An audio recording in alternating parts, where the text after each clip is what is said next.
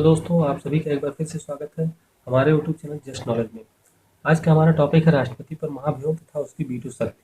Means इस video में हम राष्ट्रपति पर महाभियोग की प्रक्रिया के बारे में और उसकी वीटो शक्ति के बारे में जानेंगे। तो चलिए शुरू करते हैं आज का ये वीडियो। और हम सबसे पहले बात करते हैं राष्ट्रपति पर महाभियोग की प्रक्रिया के बारे में। तो अगर हम बात करें महाभियोग वर्ड की, तो ये हमने अमेरिका के संविधान से लिया है। महाभियोग जो कि लैटिन शब्द इम्पीचमेंट से लिया गया है, जिसका मतलब है पकड़ा जाना। हमारे संविधान के अनुसार महाभियोग शब्द केवल राष्ट्रपति के लिए ही प्रयोग किया जाता है। हालांकि जो महाभियोग की प्रक्रिया होती है, इसके द्वारा हम चीफ जस्टिस ऑफ इंडिया हुए, या सुप्रीम कोर्ट का कोई जज हुआ, या मुख्य चुनाव अधिकारी हुआ, या महालेखा नियंत्रक हुआ, इन सभी को इसी प्रक्रिया के द्वारा हटाया जाता है। लेकिन जब इन लोगों को इस प्रक्रिया के द्वारा हटाया जाएगा या इस प्रोसेस से हटाया जाएगा, तो वहाँ पर महाभियोग वर्ड का यूज नहीं किया जाएगा। मीन्स महाभियोग वर्ड का यूज हम केवल राष्ट्रपति के लिए ही करेंगे। अभी तक भारत के जितने भी राष्ट्रपति हुए, किसी के विरुद्ध भी महाभियोग की प्रक्रिया नहीं चलाई गई है। मीन्स अभी तक महाभियोग का जो प्रोसेस है, भारत में किसी भी राष्ट्रपति के अगेंस्ट यूज नहीं किया गया है। तो चलिए जान लेते हैं कि महाभियोग की प्रक्रिया को कैसे अप्लाई किया जाता है। मान लीजिए, सबसे पहले हम बात कर लेते हैं कि राष्ट्रपति पर महाभियोग लगाया कब जाता है। तो हमारे संविधान में ये बताया गया है कि अगर राष्ट्रपति ने संविधान का उल्लंघन कर दिया तो उस पर महाभियोग की प्रक्रिया लगाई जाएगी। हालांकि वहाँ पे इसको डिफाइन नहीं किया गया है कि संविधान के उल्लंघन से आखिर में तात्पर्य क्या है। इसको हमारे संविधान में डिफाइन नहीं किया गया है। तो चलिए हम बात करते हैं कि महाभियोग की प्रक्रिया को कैसे लागू किया जाता है। मान लीजिए कि माना गया कि इस निर्णय के द्वारा राष्ट्रपति ने संविधान का उल्लंघन कर दिया है। तो दो सदन होते हैं, राज्यसभा और लोकसभा। इनमें किसी भी सदन में महाभियोग की प्रक्रिया को प्रारंभ किया जा सकता है। महाभियोग की प्रक्रिया को प्रारंभ करने के लिए मान लीजिए कि लोकसभा में अगर महाभियोग की प्रक्रिया को प्रारंभ किया जा रहा है, तो लोकसभा के जितने भी मेंबर हैं उसका 1/4 मीन्स 25% लोग अगर लिखित रूप से राष्ट्रपति को अपने हस्ताक्षर करके ये नोटिस 14 दिनों के पहले नोटिस दे दें कि आपके ऊपर इस कारण से महाभियोग चलाया जा सकता है, तो इस तरह से महाभियोग की प्रक्रिया प्रारंभ होती है। मीन्स जिस सदन में महाभियोग की प्रक्रिया प्रारंभ होती है, उसके 25% या 1/4 मेंबर उस पर साइन करके उसको राष्ट्रपति के पास भेजते हैं कि आप पर इस कारण से महाभियोग की प्रक्रिया चलाई जाती है। उसके बाद में जिस सदन में ये पास हुआ है, वहाँ पे अगर 2/3 मेजॉरिटी से इसको पास कर दिया गया, मीन्स अगर किसी सदन के 100 मेंबर हैं, अगर उसमें 67 लोगों ने इसको पास कर दिया कि हाँ ये जो प्रक्रिया अपनाई गई है ये सही है, तो इसको फिर दूसरे सदन में भेज दिया जाता है। मीन्स अगर लोकसभा में ये प्रारंभ किया गया तो इसको फिर राज्यसभा में भेज दिया जाएगा। तो राज्यसभा में इसकी जांच की जाएगी कि जो आरोप राष्ट्रपति पर लगाए कि गए हैं क्या वो सही हैं, और राष्ट्रपति को वहाँ पे बुलाया भी जाएगा और राष्ट्रपति को उपस्थित होने का अधिकार भी दिया गया है। मीन्स हमारे संविधान में ये बताया गया है कि राष्ट्रपति दूसरे सदन में उपस्थित होकर अपनी बात रख सकते हैं।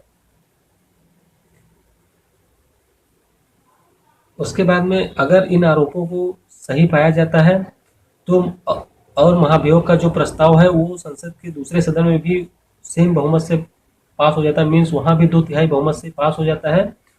तो राष्ट्रपति को ये प्रस्ताव पास होने के दिन ही अपने पद से हटना होगा और उसकी जगह पे उपराष्ट्रपति राष्ट्रपति का पदभार ग्रहण कर लेगा। अगर हम बात करें तो जो ये महाभियोग की प्रक्रिया है, यह एक अर्ध न्यायिक प्रक्रिया होती है। इसमें दो चीजें ध्यान देने योग्य हैं कि जैसा कि मैंने आपको बताया था कि राष्ट्रपति के निर्वाचन में जितने भी लोग शामिल होते हैं वो वही लोग होते हैं जो इलेक्टेड मेंबर होते हैं। मीन्स लोकसभा और राज्यसभा के इलेक्टेड मेंबर ही पार्टिसिपेट करते हैं। लेकिन महाभियोग की प्रक्रिया में वोट देने के लिए यहाँ पे नॉन इलेक्टेड मेंबर मीन्स मनोनीत जिन्हें नॉमिनेट किया गया है वो लोग भी पार्टिसिपेट करते हैं। मीन्स जो लोग राष्ट्रपति को चुनने में अपना वोट नहीं देते हैं या राष्ट्रपति के चुनाव में अपना वोट नहीं देते हैं, महाभियोग में वो लोग भी वोट दे सकते हैं। जैसा कि आपको पता होगा कि लोकसभा में 2 लोगों को नॉमिनेट किया जाता है, जबकि राज्यसभा में 12 लोगों को नॉमिनेट करने का पावर है राष्ट्रपति के पास में। तो ये लोग भी राष्ट्रपति के खिलाफ महाभियोग की प्रक्रिया में भाग ले सकते हैं। और एक बात हम और बता दें कि राज्य की, हमने आपको बताया था कि राज्य की विधानसभाओं के मेंबर भी राष्ट्रपति के चुनाव में पार्टिसिपेट करते हैं, लेकिन महाभियोग की प्रक्रिया में वो लोग पार्टिसिपेट नहीं करते हैं। मीन्स राष्ट्रपति के खिलाफ महाभियोग की प्रक्रिया में जितने भी राज्य की विधानसभाओं के निर्वाचित या मनोनीत सदस्य हैं, या दिल्ली और पुदुचेरी की बात करें, वहाँ के अनुशासित विधानसभाओं के जो सदस्य हैं, ये लोग महाभियोग के प्रस्ताव में भाग नहीं लेते हैं, लेकिन इन्होंने राष्ट्रपति के चुनाव में भाग लिया होता है। तो ये थी हमारी महाभियोग की प्रक्रिया। आशा करते हैं कि आपको समझ में आ गया होगा। अब हम बात करते हैं राष्ट्रपति के वीटो शक्ति के बारे में, कि आखिर में ये राष्ट्रपति की वीटो शक्ति क्या होती है। जैसा कि हमने आप लोगों को पहले ही बताया था कि भारत के संविधान के अनुसार जितनी भी कार्यकारी या जितने भी कानून या नियम बनाए जाते हैं, वो सभी राष्ट्रपति के नाम पर ही बनाए जाते हैं। मीन्स अगर संसद के द्वारा कोई विधेयक पारित किया गया, वो अधिनियम तभी बनेगा जब उस पर राष्ट्रपति अपनी सहमति देगा या उस पर अपने हस्ताक्षर करता है। मीन्स हमारे संविधान के अनुच्छेद 111 के अनुसार यह बताया गया है कि अगर कोई संसद किसी विधेयक को राष्ट्रपति के समक्ष प्रस्तुत करती है, तो राष्ट्रपति के पास उस समय 3 शक्तियां या 3 तरह के निर्णय लेने की शक्ति दी गई है। मीन्स अगर राष्ट्रपति चाहे तो उस पर तुरंत अपनी स्वीकृति दे सकता है, अपनी सहमति दे सकता है, या राष्ट्रपति उस विधेयक को अपने पास स्वीकृति देने के लिए या समझने के लिए अपने पास कुछ दिनों के लिए सुरक्षित रख सकता है। या राष्ट्रपति क्या कर सकता है कि राष्ट्रपति उस विधेयक को, अगर वो धन विधेयक नहीं है, धन विधेयक के बारे में हम आगे बात करेंगे, अगर वो धन विधेयक नहीं है तो उसको संसद के पास लौटा सकता है कि आप इस पे पुनर्विचार कीजिए, उसमें कुछ कमी हो सकती है। और अगर संसद उस पर विचार करके या उस पर बिना किसी संशोधन की या संशोधन करके राष्ट्रपति के सामने फिर से भेज दे, तो राष्ट्रपति को तब तो अपना स्वीकृति देनी ही होगी। ऐसा हमारे संविधान में बताया गया है। अब राष्ट्रपति को वीटो शक्ति क्यों दी गई, इसके बारे में भी जान लेते हैं। हमारे संविधान के अनुसार ये माना गया था कि अगर सारी शक्तियां प्रधानमंत्री के पास दे दी जाएंगी तो वो कोई भी नियम, कोई भी कानून बना के उसको पास कर देंगे, और इससे हो सकता है कि जनता का हित ना हो। तो राष्ट्रपति को वीटो शक्ति देने का मेन कारण ये था, कह सकते हैं 2 कारण थे इसके लिए, कि संसद कोई भी जल्दबाजी में कोई कानून ना बना के पास कर दे, और कोई भी ऐसा कानून जो ठीक से विचार ना किया गया हो उसको कानून ना बनने दिया जाए। कोई भी ऐसा विधेयक जो ठीक से विचार करके ना बनाया गया हो, जल्दबाजी में बनाया गया हो, उसको पास ना किया जाए, उसको कानून ना बनने दिया जाए। या कोई भी असंवैधानिक विधान या कोई भी असंवैधानिक कानून बनने से रोकने के लिए हमारे राष्ट्रपति को ये शक्तियां दी गई थी। अगर हम बात करें वीटो शक्ति की, राष्ट्रपति की वीटो शक्ति की, तो इसको 3 पार्ट में हमने डिवाइड किया है, या हमारे संविधान में इसको 3 तरीके से डिवाइड किया गया है। सबसे पहले जो है वो है अत्याधिक वीटो या एब्सोल्यूट वीटो। इसको हमने लिया है ब्रिटेन के कॉन्स्टिट्यूशन से या यूके की कॉन्स्टिट्यूशन से। फिर हम बात करते हैं निलंबनकारी वीटो या सस्पेंसिव वीटो। इसको हमने लिया है फ्रांस के कॉन्स्टिट्यूशन से। और उसके बाद में हम बात करते हैं पॉकेट वीटो की। इसको हमने लिया है यूएसए के कॉन्स्टिट्यूशन से। तो हम सबसे पहले बात करेंगे अत्यांतिक या एब्सोल्यूट वीटो की, कि आखिर में एब्सोल्यूट वीटो क्या होता है।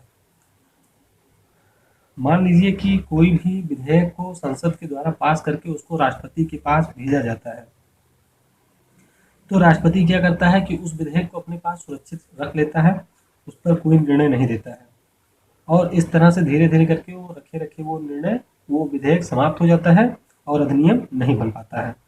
अब इस वीटो शक्ति का राष्ट्रपति यूज कब करता है, इसके बारे में बताया गया है कि आखिर में इस वीटो शक्ति के यूज करने का समय क्या है या कब यूज कर सकता है। अब मतलब ये नहीं है कि राष्ट्रपति जब चाहे कोई विधेयक, चाहे ऐसे अगर हो जाए तो राष्ट्रपति कोई भी ना पास करे। तो मेनली ये वीटो शक्ति अपनी राष्ट्रपति तब प्रयोग करता है जब कोई भी विधेयक ऐसे लोगों के द्वारा प्रस्तुत किया जाता है जो संसद में मंत्री ना हो। मीन्स जो सांसदों के द्वारा कोई विधेयक अगर राष्ट्रपति के पास भेजा गया तो राष्ट्रपति उस पर इस वीटो शक्ति का प्रयोग कर सकता है। इसमें दूसरा केस ये है कि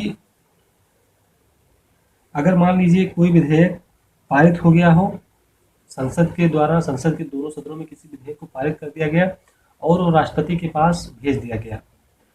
अब उसी समय, जिस समय ये राष्ट्रपति के पास भेजा गया, उसी समय संसद भंग कर दी गई या उसका विघटन कर दिया गया, या उसका सत्र समाप्त, या उसका कार्यकाल समाप्त हो गया।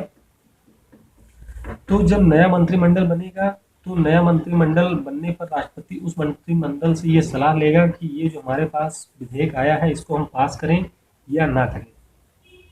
तो उस स्थिति में नया मंत्रिमंडल अगर राष्ट्रपति को ये सलाह दे दिया कि इस विधेयक पर आप अपनी सहमति ना दें, आप अपने हस्ताक्षर ना करें, तो इस स्थिति में भी राष्ट्रपति अत्यांतिक वीटो का प्रयोग कर सकता है। अब हम बात करते हैं निलंबनकारी वीटो की। हम पहले जान लेते हैं कि क्या अत्यांतिक वीटो का कभी प्रयोग किया गया है या नहीं। 1954 में जिस समय डॉक्टर राजेंद्र प्रसाद जी हमारे भारत के प्रधानमंत्री थे, उस समय हमारे देश में एक राज्य था Patiala and east Punjab state union, means PEPSU एक राज्य था। उस पर जवाहरलाल नेहरू ने PSU विनियोग बनाने के लिए एक विधेयक पास किया था, जिस विधेयक को डॉक्टर राजेंद्र प्रसाद ने अपने पास रख लिया था। क्योंकि जिस समय वो विधेयक संसद में पास किया गया, उस समय उस राज्य में राष्ट्रपति शासन लगा हुआ था। जिस समय संसद में पास किया गया, उस समय तो वहाँ पे राष्ट्रपति शासन लगा हुआ था, लेकिन जब उस विधेयक को राष्ट्रपति के पास भेजा गया तो राष्ट्रपति शासन हटा लिया गया था। तो इसीलिए इस विधेयक को राष्ट्रपति राजेंद्र प्रसाद जी ने अपने पास रख लिया था। ठीक उसी प्रकार में 1991 में जब हमारे देश के राष्ट्रपति थे डॉक्टर R वेंकट रमन जी, उस समय संसद में एक विधेयक पास किया गया था संशोधित करके सांसदों के वेतन भत्ता और पेंशन को बढ़ाने के लिए। ये विधेयक संसद में पास किया गया, उसके एक दिन बाद ही लोकसभा विघटित हो गई और राष्ट्रपति ने भी इस विधेयक को पास नहीं किया। तो ये हुआ हमारा अत्यांतिक वीटो। अब हम बात करते हैं निलंबनकारी वीटो की या सस्पेंसिव वीटो की। तो इस वीटो शक्ति को हमने फ्रांस के कॉन्स्टिट्यूशन से लिया है। इसके बारे में हम बात करते हैं कि आखिर में ये विधेयक क्या है। अगर कोई भी विधेयक संसद के दोनों सदनों से पास होकर राष्ट्रपति के पास में या किसी सदन से पास होकर राष्ट्रपति के पास में भेजा जाता है, तो राष्ट्रपति को अगर उसमें कुछ कमी लगती है तो वो उसे संसद को लौटा सकता है कि आप इसको सुधारिए या इस पर पुनर्विचार कीजिए। उस स्थिति में क्या होता है कि संसद उस विधेयक को देखती है, उसमें वो संशोधन करके या बिना किसी संशोधन के पुनः वो राष्ट्रपति के पास भेजती है कि नहीं ये जैसा है ठीक है, या संशोधन करके भेजती है। उस स्थिति में राष्ट्रपति इसके लिए बाध्य हो जाएगा कि वो उस पर अपनी सहमति दे। मीन्स कि अगर कोई भी विधेयक वापस पुनर्विचार के लिए भेजा गया, तो अगर साधारण बहुमत से संसद ने फिर उसे पास करके भेज दिया राष्ट्रपति के पास में, तो राष्ट्रपति को उस पर अपना फैसला देना ही होगा। ये अमेरिका के राष्ट्रपति के वीटो से थोड़ा अलग है, क्योंकि अमेरिका में अगर कोई राष्ट्रपति किसी विधेयक को संसद में पुनर्विचार के लिए भेजता है, तो उसे फिर उच्च बहुमत या कह सकते हैं पूर्ण बहुमत के साथ में निलंबित किया जाता है। लेकिन हमारे भारत में साधारण बहुमत के द्वारा उसे राष्ट्रपति की इस वीटो शक्ति को समाप्त किया जा सकता है। मीन्स उसको हम पुनः पारित करके फिर राष्ट्रपति के पास में उसकी सहमति के लिए भेज सकते हैं। जैसा कि मैंने बताया कि धन विधेयक के लिए राष्ट्रपति इस वीटो शक्ति का प्रयोग नहीं कर सकता है। राष्ट्रपति के पास अगर कोई धन विधेयक भेजा जाता है, तो राष्ट्रपति या तो उस पर अपनी स्वीकृति देगा या उस पर स्वीकृति नहीं देगा, मीन्स अपने पास उसे रख लेगा, लेकिन वो पुनर्विचार करने के लिए उसको नहीं भेज सकता है। हालांकि हमारे देश में जब भी धन विधेयक को पेश किया जाता है राष्ट्रपति के पास में, तो उससे पहले से सहमति ले ली जाती है कि आपके पास ये धन विधेयक भेजा जाएगा। राष्ट्रपति की सहमति के अनुसार ही धन विधेयक अक्सर राष्ट्रपति के पास भेजे जाते हैं। तो ये हुआ हमारा निलंबनकारी वीटो। अब हम बात करते हैं पॉकेट वीटो की, जो एक अनोखी शक्ति है हमारे राष्ट्रपति की। मान लीजिए कि कोई विधेयक को संसद से पास करके वो राष्ट्रपति के पास सहमति के लिए भेजा जाता है, तो हमारा राष्ट्रपति क्या करता है, ना तो उसको ये कहता है कि हम इसे अस्वीकार कर रहे हैं, ना उसको लौटाता है, लेकिन वो क्या करता है कि एक अनिश्चित काल के लिए उस विधेयक को सस्पेंड कर देता है। मीन्स जैसे कि हमने बताया था अत्यांतिक वीटो में वो अपने पास रख लेता है, इसमें भी क्या करता है, वो उसको ना तो स्वीकार करता है, ना लौटाता है और ना ही उस पर कोई प्रतिक्रिया देता है, बल्कि उसको सस्पेंड कर देता है। तो राष्ट्रपति के किसी विधेयक पर निर्णय न देने की शक्ति को हम पॉकेट वीटो के नाम से ही जानते हैं। मीन्स वो विधेयक पर अपनी नकारात्मक मीन्स वो एक्सेप्ट ही नहीं करता है कि ये विधेयक कैसा है, मीन्स अच्छा है, बुरा है या कैसा है, उस पर कोई राय ही नहीं देता है। ना तो ये कहता है हम इसको स्वीकार करें, ना सहमति देगा, ना ही उसको पुनर्विचार के लिए लौटाएगा, उसको ऐसे ही रख लेगा अपने पास में। तो इसे हम पॉकेट वीटो कहते हैं। हमारे संविधान में अगर राष्ट्रपति के पास में कोई विधेयक भेजा जाता है तो उसकी कोई सीमा नहीं तय की गई है कि कितने दिनों में राष्ट्रपति को अपनी स्वीकृति अस्वीकृति देनी है। अगर हम बात करें अमेरिका के संविधान की, तो अमेरिका में ये बताया गया है कि अगर राष्ट्रपति के पास में कोई विधेयक भेजा जाता है तो या तो वो उसे स्वीकार करे या स्वीकार करे, उसे 10 दिनों के अंदर ये जवाब देना होगा। लेकिन हमारे संविधान में राष्ट्रपति के लिए ऐसी कोई शक्ति का जिक्र नहीं किया गया है। मीन्स अगर राष्ट्रपति के पास में कोई विधेयक भेजा जाता है तो उसे ना स्वीकार करेगा, ना लौटाएगा, उसको अपने पास रख लेगा, तो उसे सस्पेंड कर देगा कुछ दिनों के लिए, वैसे वो रखा रहेगा। मीन्स इस मामले में अगर हम कहें तो हमारे भारत के राष्ट्रपति की शक्ति ज़्यादा है। मीन्स अमेरिका में राष्ट्रपति को ये बाध्य कर दिया गया है कि वो 10 दिनों के अंदर ही उस पर अपना फैसला जरूर ले, लेकिन भारत के राष्ट्रपति पर इस तरह से कोई प्रेशर नहीं है। इस विधेयक का एक बहुत ही बढ़िया एग्जाम्पल है 1986 का। 1986 में जब राजीव गांधी हमारे देश के प्रधानमंत्री थे, उस समय हमारे देश के जो राष्ट्रपति थे वो थे ज्ञानी जैल सिंह। राजीव गांधी ने प्रेस की स्वतंत्रता पर प्रतिबंध लगा दिया था। मीन्स उन्होंने एक भारतीय डाक अधिनियम को संशोधित करके पास करके राष्ट्रपति के पास भेजा कि प्रेस की जो स्वतंत्रता है इस पर प्रतिबंध लगा दिया जाए। मीन्स आपको पता होगा कि प्रेस को हमारे देश में आज़ादी दी गई है, तो उन्होंने प्रेस की स्वतंत्रता पर ही रोक लगाने के लिए एक अधिनियम बना के भारतीय डाक अधिनियम के नाम से जिसे जाना जाता है 1986 में, उसको राष्ट्रपति के पास ज्ञानी जैल सिंह के पास भेजा था। लेकिन राष्ट्रपति ज्ञानी जैल सिंह ने उस अधिनियम को ना तो उस पर स्वीकृत किया, ना तो उसको लौटाया, उसको एक समय के लिए लंबित कर दिया था। हालांकि बाद में उनका टर्म पीरियड भी समाप्त हो गया।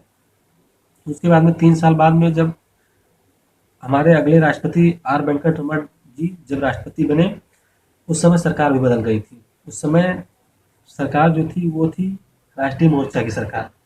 तो राष्ट्रीय मोर्चा की सरकार के पास वेंकट रमन जी ने उसी सेम विधेयक को भेजा कि आप इस विधेयक को एक बार देख लें, उसके बाद में इसको पारित किया जाए, परंतु उस सरकार ने उसको रद्द कर दिया था। तो ये होती है हमारे पॉकेट वीटो की शक्ति। हालांकि एक बात और ध्यान दें कि राष्ट्रपति के पास संविधान के संशोधन के लिए कोई भी वीटो शक्ति नहीं है। मीन्स अगर संविधान के संशोधित किसी भी विधेयक या अधिनियम को राष्ट्रपति के पास भेजा जाता है तो उसे स्वीकृत करना ही होगा।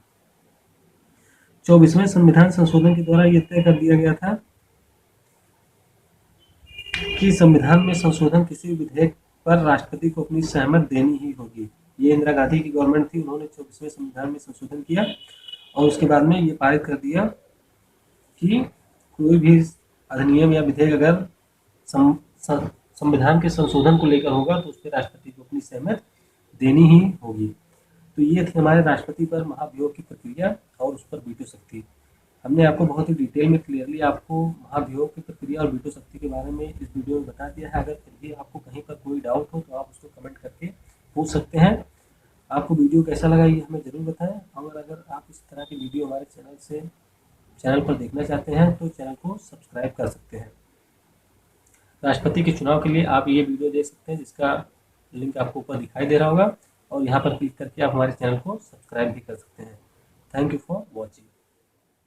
जय हिंद, जय भारत।